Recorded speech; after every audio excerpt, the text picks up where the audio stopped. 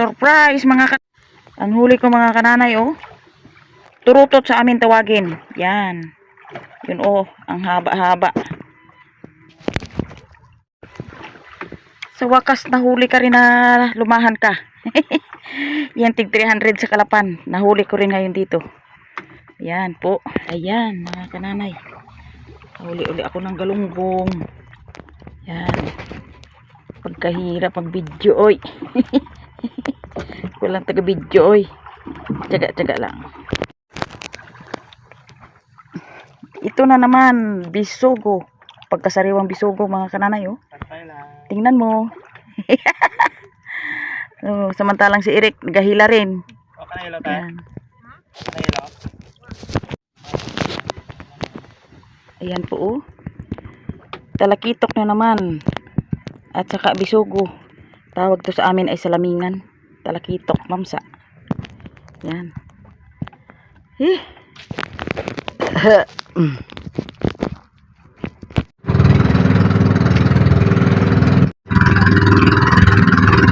Kananay. Uwi na po kami. Yung malakas na ang alon at saka mahina na ang pangulit ng halinap. Yan. So, mga kananay. Sama na si Eric sa yung payaw at sipag. Kaya pila. Yan po mga kananay. Natin huli. Yan. Okay. Hindi siya gano'n. Madalang ako mag-video dahil mahirap ang video. Yan po ang ating video. Yan. May tumutot. May tumangan. Po. May pang-ulam na naman. Kananay. Baka may pambinta pa. Yan.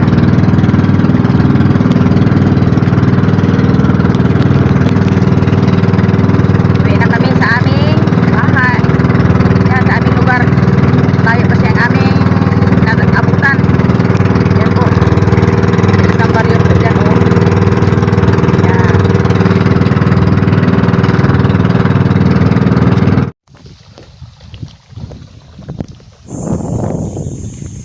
Mga kananay, ito na po yung aking huli ngayong umaga. Yan. Yan po, ang dami ng huli ko. Bala ko po itong ibinta para pagkabawi sa pagod at gasolina. Ayan. Uy, ilagay ko na dito mga kananay sa lagayan. Aking lagayan mga kananay oh. Isang ay laman na.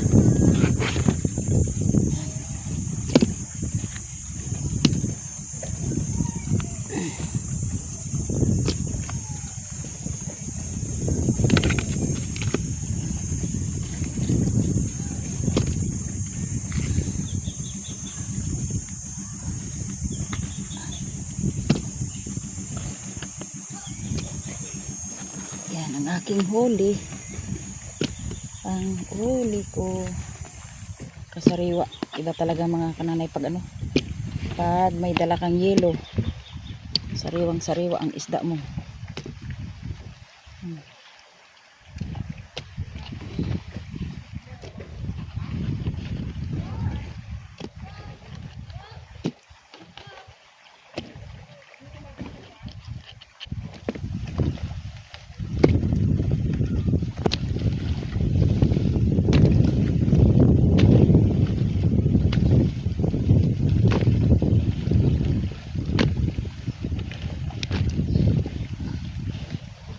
Yan. Aking ibinta lahat.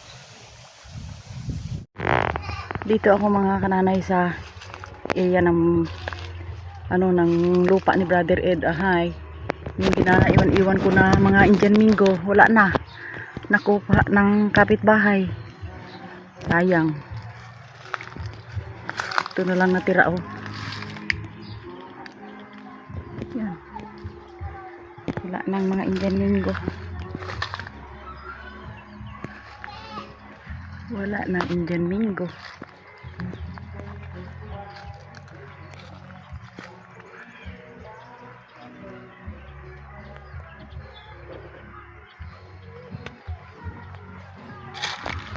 Mahirap talaga mga kananay yung lupa mo na hindi mo nabantayan. Wala mangyari ang tanim. Yung gabi dito. Wala na.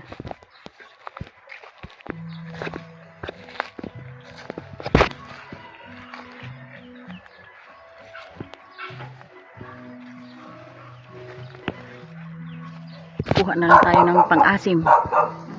Yan. Isa lang. Nagdalang na yung mga bunga. Dati ito mga kananay ay daming bunga. Yan. Lang natira. Yan. Yan ang aking natirang isda. Paksiwin ko na lang sa Indian Mingo. Yan po. Yung aking malalaki po ay bininta ko na. Yan. Sige. Tambal na ikaw. Ay, naku. Ito po ang aking natirang isda. Yung parang dilis. O malalaki man ito po sa dilis. At saka yung aking malalaki na baysugo at lumahan ay bininta ko na. Ito na po yung aking kabayaran ng aking binintahan. Hindi ko na po na videohan. At yun ay bininta ko, binigay ko sa tindahan, sa may tindahan. At happy po ako na nakabinta ako ng 200. May libre na akong pumasahe papunta sa Rojas. Magsimba bukas. Yan. At ang natira po yan ay lutuin ko na lang.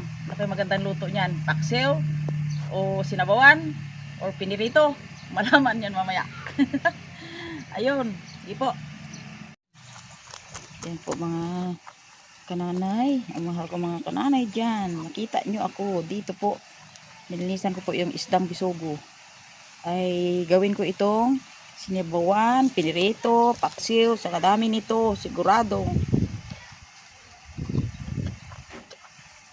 sawa ang kananay ng ulam, parating sariwa. Basta't masipag lang po tayo, hindi tayo magugutom. Maraming diskarte sa mundong itong ibabaw na para tayo ay mabuhay. Kaya ito mga kananay, yan, nakaliskisan ko lang po ito at ibabad ko sa asin. Ang iba po ay ipaksiw ko sa suka. Sa suka, ito sa Indian Mingo. Yan. Yan po mga kananay. Okay. Maganda talaga ang ang bisugo na sariwang sariwa. Yan. Ito mga kananay kayo na ang unang huli ko. Oh. Ang tawag nito sa amin ay turutot. Kasi alam mo kananay, kaya sinawag itong turutot. Pag nahuli mo ito at ilagay mo doon sa lalagyan, naga tut tut tut. Yun, kaya turutot siya. Oh. Pero masarap ito mga kananay, pagkaya ko lang. Masarap ito ang kanyang laman na kilawin. Kaso lang ay bawal sa akin ang kinilaw. Kaya ito ay pirituhin ko na lang. Yan. Po mga kananay ang aking tuwang-tuwa din ako dahil nakabinta kahit pa paano, nakakabinta pa rin ako pang libre bukas ng pagsimba ko sa Rojas. Kasi ang isang one way namin sa Rojas mga kananay ay 200. O isang one way na yun. Yan. Ito talaga. Tama talaga ito. Ito, malaman ito mamaya sa kung anong maluluto nito. Dami nito oh. Mga kulang-kulang 1 kilo pa siguro ito. Ang huli ko pala mga kananay ay mga 2 kilo't kalahati. Yan. Yan ating huli. Kaya, bawat araw lang may binta ka lang 200 o ano, basta't may ano lang, libre na sa bigas at ulam. Yan. Kaysa magtigil ka sa bahay na wala kang abutin kahit kaliskis ng isda, wala kang makuha. Yan. Ang gawin ko po ito ay kunin ko na lang ng hasang at bituka. Yan. Hasang at bituka.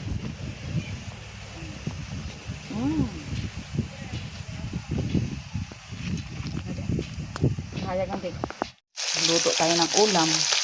Yung natira kong isda mga kananay ay lutuhin ko at lutuin ko sa mga panamya na iba. Yan. Para masarap-sarap naman. Sawa man ang sinabawan. Kuha tayo ng aking siling haba. Yan. Okay.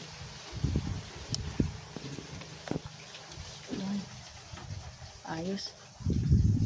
Kahit isang puno lang ay suportado ang luto ni kananay. Ayan, luto na yung aking pinirito.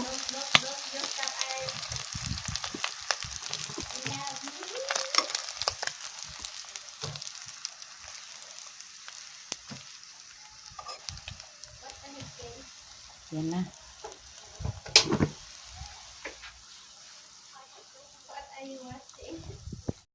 Ayan po yung aking paksiw. Ayan. Yung maliliit na bisugo. Saka yung aking pinirito. Yan. Ilagay ko mamaya sa sari-saring at sabawan. Sari-saring mga ricado. Yun.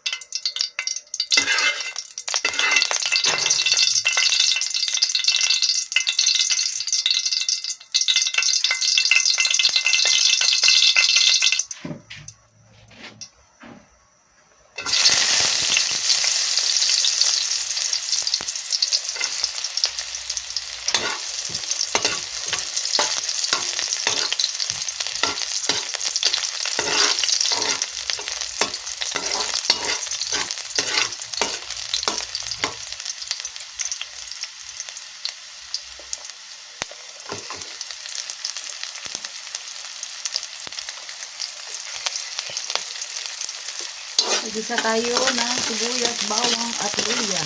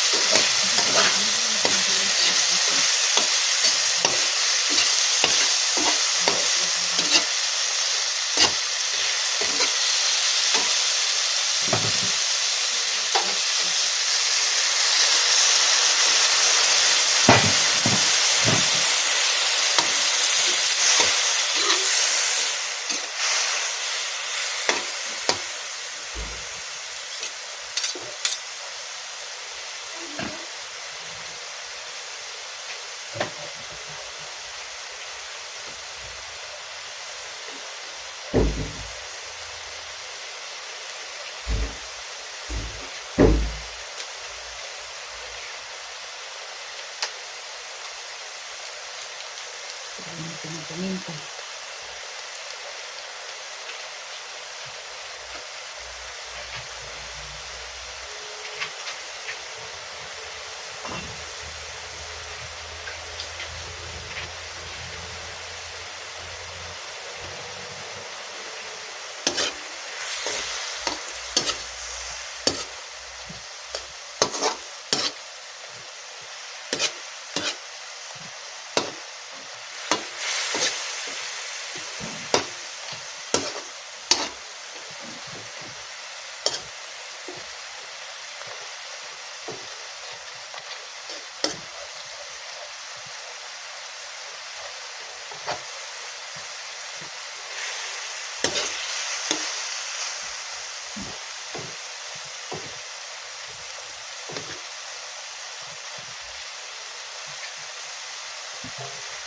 Natin mo nang tutuin sa tubig para malambot ang sibuyas, kamatis.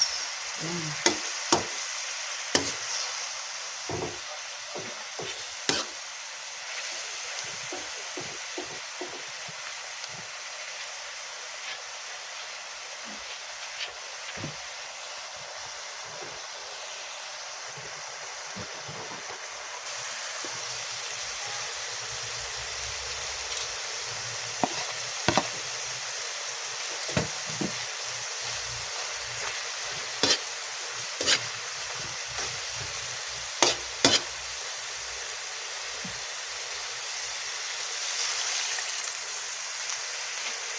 Tubig.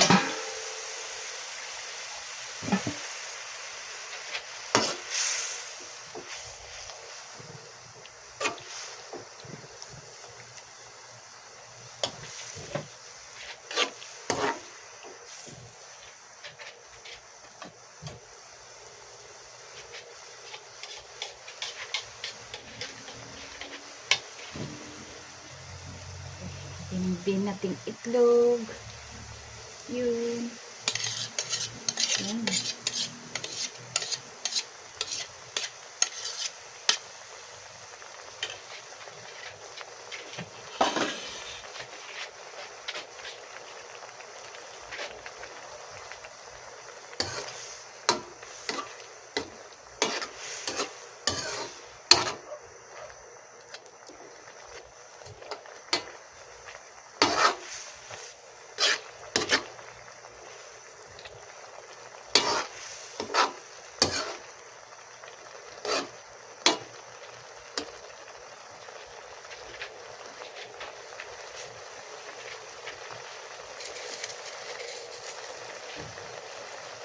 Lagyan natin asin.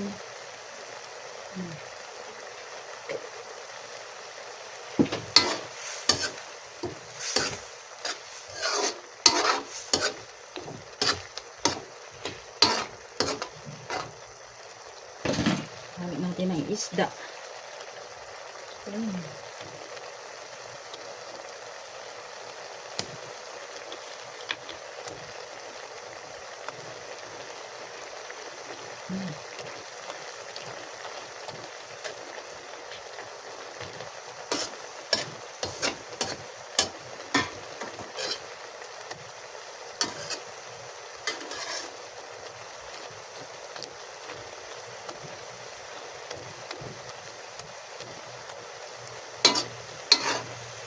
Ayos.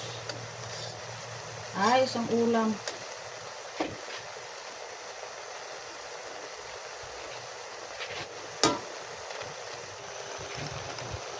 Ayos ang ulam ko na naman. Ayan. Kain po tayo mga kananay. Ang aking ulam po to ay yung may itlog na kamatisan, kinamatisan na may halong piniritong isda, saka pinirito at saka paksiw. Isda. Wala akong gulay. Ito lang. Kain tayo mga kananay. Wala akong gulay, kundi puro isda. Yan. Pasalamatan muna natin ang ating pagkain bago kainin. Thank you Lord sa lahat-lahat ng kabutihan mo para sa amin. At salamat o Diyos sa isda na binigay mo. Pagpalain mo po ang bawat isda na kakainin. In Jesus' name, amen. Kain tayo. Mainit dito sa amin. Wala pang ulan. Yan. Ang aking lutong kananay. Lutong kananay. Yung mga magagandang isda kanina ay tininda ko muna. Para may pamasahe. Parte-parte lang mga kanay. Budget. Budget.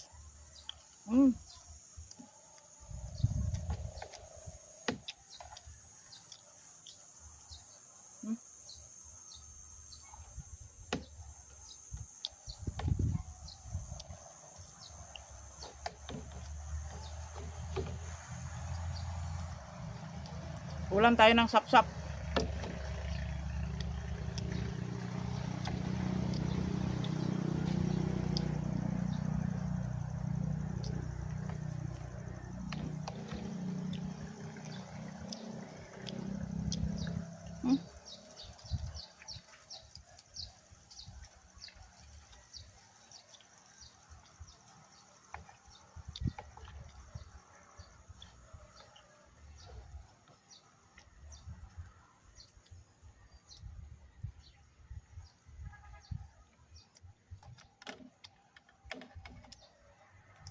Ang turutot.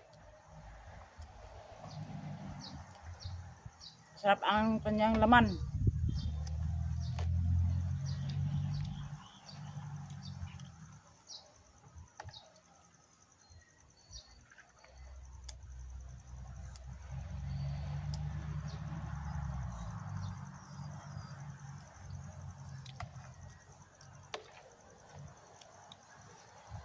Na mahal kong mga kananay, wala akong sabaw kaya makape na lang ako. Kaya kape ako sa itong binigay sa akin ni Naimia na kape, rice coffee. Rice coffee.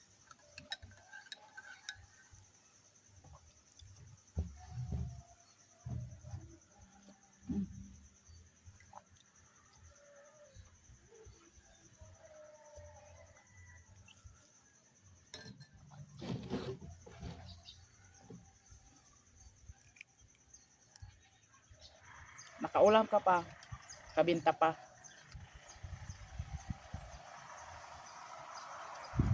Yan ang hanap buhay namin noon.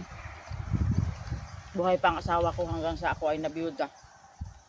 Tuloy pa rin ang pangisda ko.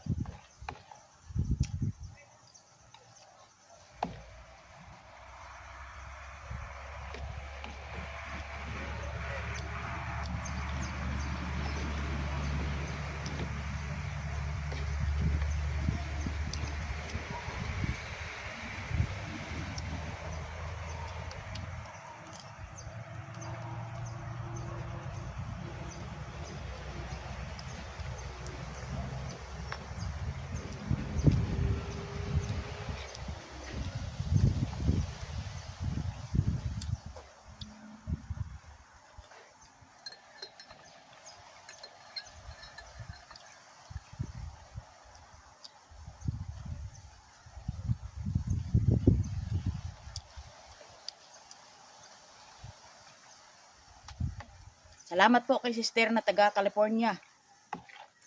Alam kong ikaw po yan. Salamat po sa blessings na binigay mo sa akin.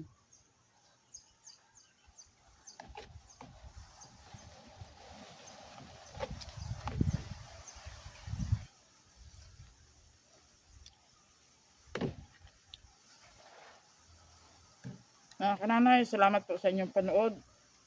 Salamat po sa pag-subscribe sa akin. Salamat sa mga followers. Salamat sa mga viewers at nagpanood sa akin. Like and subscribe po sa kay Kananay Mercy. Thanks for watching!